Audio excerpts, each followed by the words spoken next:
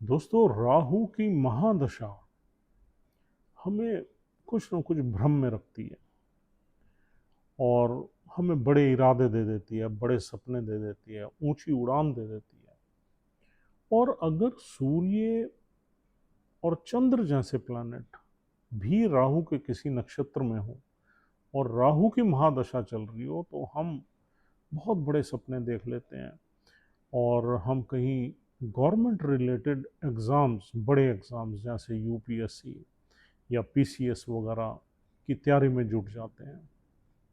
चाहे हमारे में काबिलियत हो या ना हो, लेकिन एक अंदर से एक कॉन्फिडेंस राहु हमें दे देता है कि हमने ये करना ही है और हम कर लेंगे।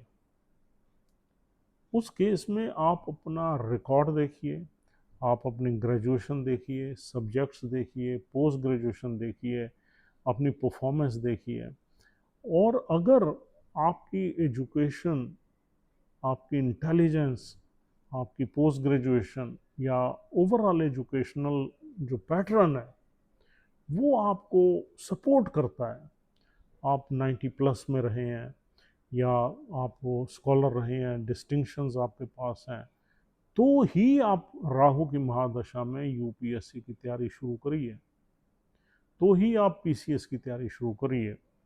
अगर आपका track record up to the mark नहीं है, यानी कि आप एक एवरेज स्टूडेंट रहे हैं और अब राहु की दशा में आपके ऑल ऑफ ए सडन दिमाग में आ गया कि आपने यूपीएससी करना है, या कुछ लोग ऐसे आपको मिल गए जिन्होंने आपको कन्विंस कर दिया कि तैयारी करते हैं और बैठते हैं 4-5 साल लगाते हैं इसमें, तो आप इसमें बिल्कुल मत घुसिए, नहीं तो आपका पूरा कैरियर और पूरी प्लानिंग बर्बाद हो जाएगी। क्योंकि राहु इस तरह से इंसान को भ्रमित कर देता है कि इंसान एक ऐसे टास्क में जुड़ जाता है जिसका रिजल्ट अल्टीमेटली फेलियर में जाता है।